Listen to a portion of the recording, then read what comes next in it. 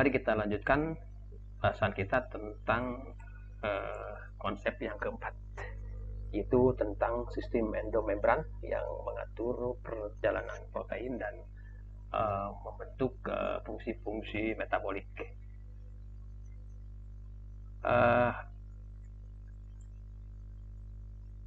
Kebanyakan organel-organel yang dibatasi oleh membran pada sel-sel eukariotik itu merupakan bagian dari sistem endomembran, di mana yang diantaranya adalah organel tersebut selubung inti atau membran inti, kemudian retikulum endoplasma, badan Golgi, lisosom, dan berbagai jenis vesikel dan kantung-kantung vakuola, dan membran plasma itu sendiri. Jadi sistem ini membawa berbagai jenis tugas di dalam sel, termasuk sintesis protein, kemudian transport protein menuju membran, dan organel-organel atau keluar masuk atau keluar, kemudian metabolisme dan pergerakan lipid, dan detoksifikasi racun. Membran-membran pada sistem ini berhubungan melalui sebuah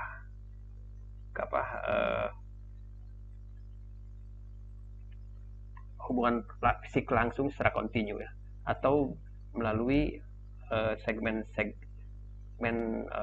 atau transparan segmen membran atau bagian membran yang dibawa oleh kantung-kantung kecil atau vesikel yang pada dasarnya dibuat oleh membran itu sendiri.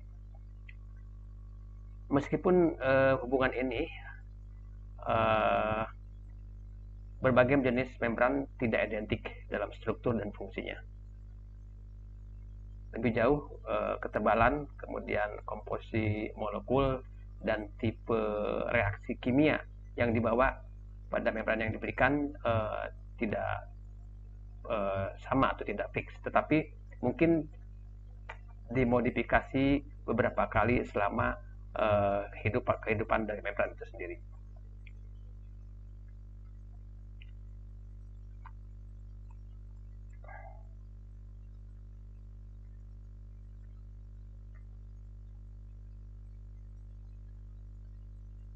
Setelah kita melihat selubung inti, sekarang kita akan fokus kepada retikulum endoplasma dan endomembran lainnya yang muncul atau dihasilkan oleh retikulum endoplasma. Retikulum endoplasma merupakan pabrik biosintetik. Jadi di dalam retikulum endoplasma ini atau ER ini merupakan sebuah membran berbentuk jaringan yang meluas, dan ini bertanggung jawab untuk hampir setengah dari membran keseluruhan pada berbagai sel-sel eukariotik. Kata endoplasmik sendiri berarti di dalam sitoplasma, dan retikulum itu adalah dari bahasa Latin merupakan jaringan-jaringan kecil, ya, atau jaringan kecil.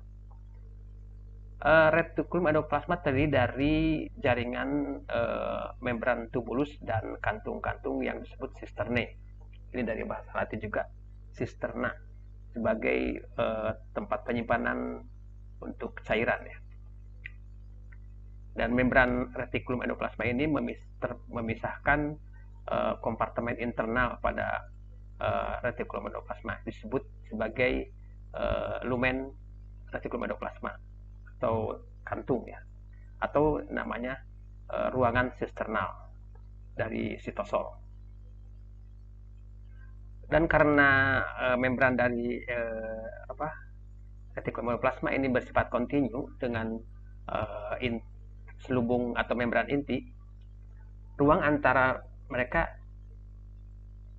kedua membran tersebut pada selubung itu bersifat kontinu dengan lumen yang ada pada retikulum endoplasma.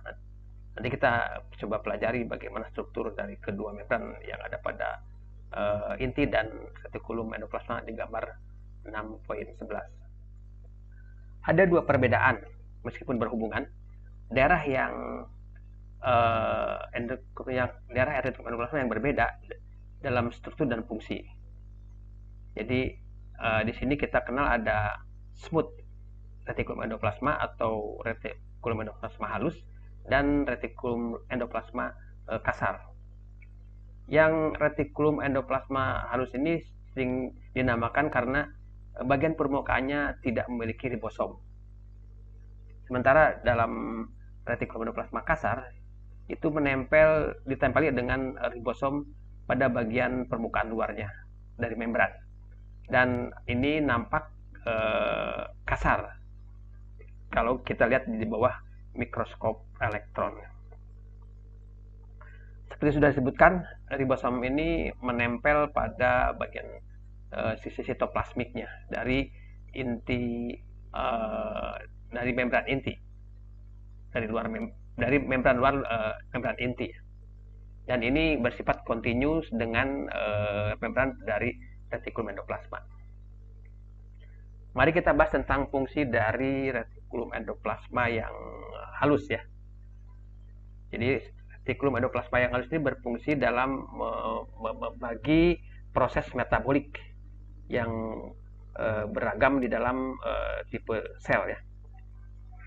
Proses ini meliputi sintesis lipida atau lemak, kemudian metabolisme karbohidrat, kemudian juga detoksifikasi dari obat-obatan dan racun, juga tempat penyimpanan ion-ion kalsium.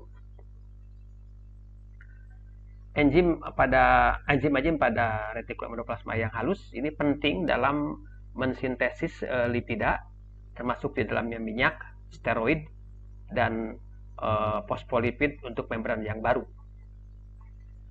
Nah, di antara steroid yang dihasilkan oleh retikulum endoplasma ini pada sel-sel binatang, di antaranya adalah hormon seks pada vertebrata dan berbagai jenis steroid atau hormon steroid yang disekresikan oleh kelenjar adrenal. Sel-sel yang mensintesis dan mensekresi hormon ini merupakan ini sangat kaya di dalam retikulum endoplasma. Secara struktur tampak bahwa ini sangat cocok dengan fungsi dari sel-sel ini. Ini misalnya kan ada di dalam testes dan ovarium. Enzim-enzim lainnya pada retikulum endoplasma yang halus ini membantu detoksifikasi obat-obatan dan racun ya, khususnya di dalam sel-sel hati. Kita tahu bahwa salah satu fungsi hati adalah menawarkan racun. Jadi detoksifikasi ini biasanya melibatkan penambahan grup-grup hidroksil ya kepada molekul-molekul obat, membuat mereka lebih bisa mampu terlarut di dalam air dan mudah untuk dibuang dari dalam tubuh. Sedatif fenobarbital dan barbirat yang lainnya merupakan salah satu contoh obat yang dimetabolisme dalam bentuk atau di dalam retikulum endoplasma dalam sel-sel hati ini. Kenyataannya barbiturat, alkohol, dan berbagai jenis obat-obatan yang mendorong perbanyakan dari retikulum endoplasma. Dan ini berhubungan dengan enzim-enzim detoksifikasi. Jadi peningkatan kecepatan detoksifikasi ini berhubungan dengan proliferasi dari retikulum endoplasma. Jadi di sini peningkatan toleransi pada obat-obatan berarti bahwa lebih tinggi dosis yang diperlukan untuk mendapatkan efek yang khusus seperti sedasi ya. Ini maksudnya tidak pengaruh dari obat. Juga karena beberapa dari detoksifikasi ini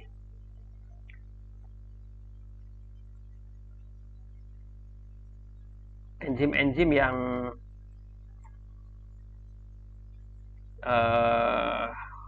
memiliki tugas yang cukup relatif luas, misalkan perbanyakan dari retikulum endoplasma ini dalam respon untuk sebuah obat yang dapat meningkatkan kebutuhan untuk dosis yang lebih tinggi dibanding obat lain juga. Penyalahgunaan barbiturat misalnya dapat menurunkan efektivitas dari antibiotik tertentu dan obat-obatan yang berguna lainnya. Retikulum endoplasma yang halus ini juga merupakan tempat penyimpanan ion-ion kalsium. Di dalam otot, sebagai contoh, retikulum endoplasma membrannya memompa ion kalsium dari sitosol ke dalam lumen retikulum endoplasma. Ketika sebuah sel otot distimulasi oleh sel saraf, maka ion kalsium akan kembali melewati membran retikulum endoplasma ke dalam sitosol. Dan ini akan merangsang kontraksi dari sel-sel otot. Pada sel-sel tipe lain, pengeluaran ion kalsium dari retikulum endoplasma halus akan merangsang respon yang berbeda. Misalnya sekresi vesikel yang membawa protein yang baru disintesis.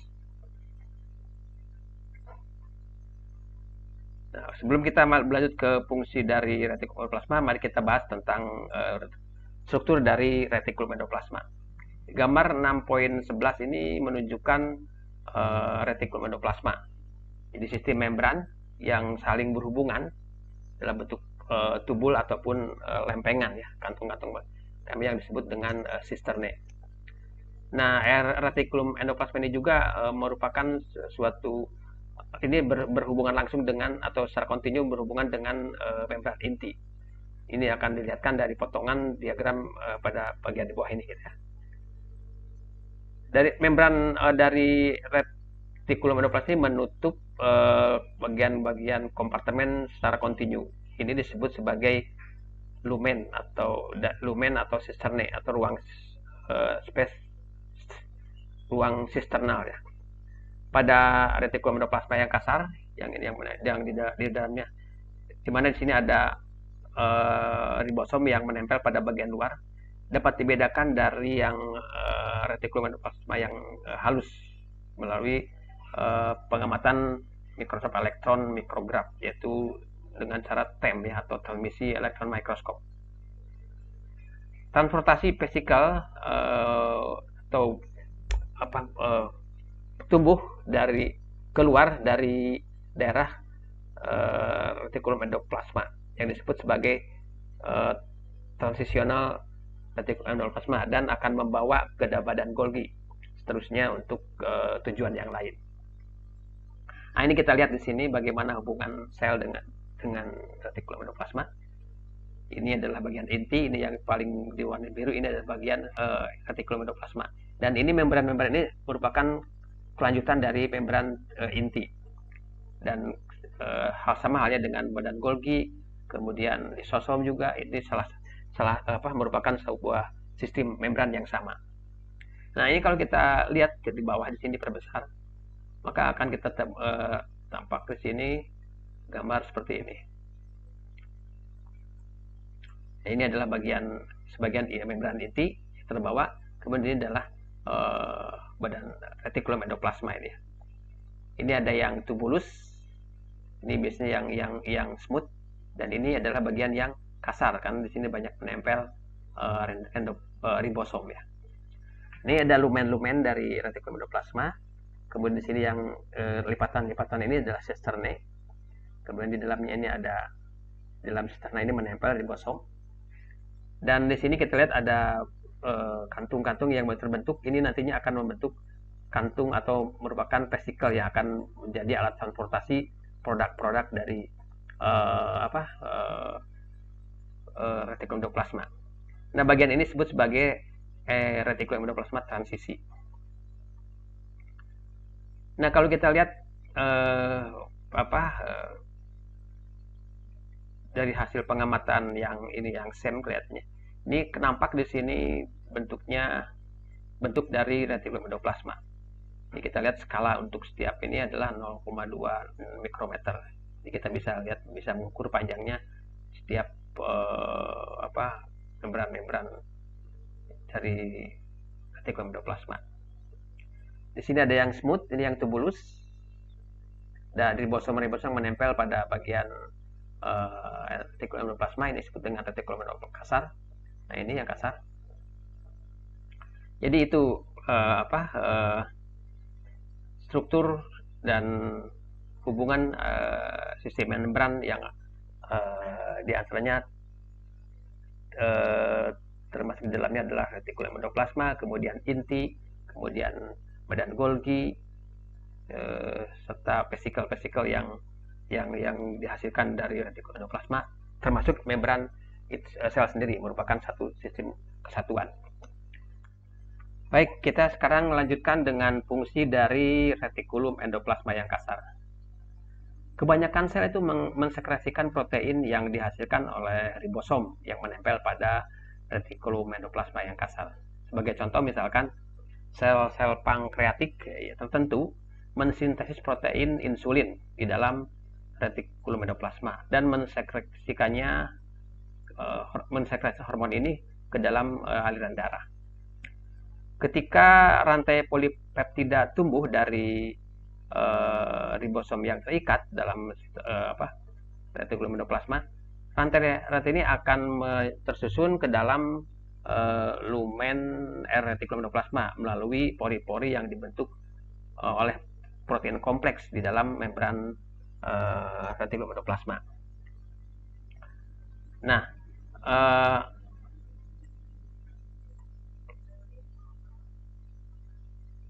polipeptida yang baru ini akan diikat ke dalam sebuah bentuk yang fungsional ketika masuk ke dalam lumen retikulum endoplasma.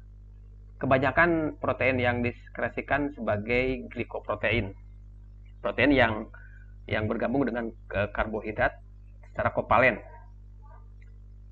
Nah, karbohidrat sendiri menempel pada protein di dalam atau ditempelkan dengan protein di dalam lumen retikulum endoplasma melalui enzim yang dibangun ke dalam membran retikulum endoplasma. Nah, setelah protein sekretor ini dibentuk, membran retikulum endoplasma akan menjaga kedua molekul ini memisah dari protein di dalam sitosol yang dihasilkan oleh ribosom yang bebas. Nah, protein sekretor ini terpisah dari bungkusan retikulum endoplasma dan di dalam membran ya. Di dalam membran maksudnya dibungkus di dalam vesikel membran yang tumbuh seperti bubble itu gelembung dari darah yang khusus yang disebut dengan retikulum endoplasma transisi. Tadi kita sudah bahas di dalam gambar 611 ya. Dan vesikel ini akan transit dari satu bagian ke bagian sel yang lain yang disebut sebagai vesikel transportasi. Di samping membuat protein sekretori, retikulum endoplasma kasar juga merupakan pabrik membran untuk sel itu sendiri. Membran ini tumbuh di tempat dengan menambahkan protein membran dan fosfolipid ke dalam membrannya sendiri. Nah, ketika polipeptida yang ditujukan untuk membran protein yang tumbuh dari ribosom, protein membran ini akan diinsertkan atau disisipkan ke dalam membran retikulum endoplasma sendiri dan sebagai acuan atau penempel di mana bagian hidrofobiknya. Seperti halnya pada retikulum endoplasma halus, retikulum endoplasma kasar juga membuat membran fosfolipid, enzim-enzim yang dibangun ke dalam membran retikulum endoplasma disusun dan fosfolipid dari bahan-bahan yang ada dalam sitosol. membran-membran retikulum endoplasmis ini meluas, dan bagiannya sendiri ditransfer atau dipindahkan, diangkut dalam bentuk kantung-kantung vesikel menuju menjadi kantung vesikel dan komponen-komponen lain dalam sistem endomembran.